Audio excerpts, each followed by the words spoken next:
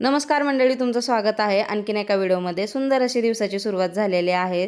तर आज सकाळीच आहोंची फरमाईश फिश बनवते का म्हटलं हो बनवते, तुम्ही घेऊन या मार्केटवरून। आता ते मार्केटला गेले तोपर्यंत मी इकडे चपाती भाकरी बनवून घेतली आणि तेही आले होते फिश घेऊन।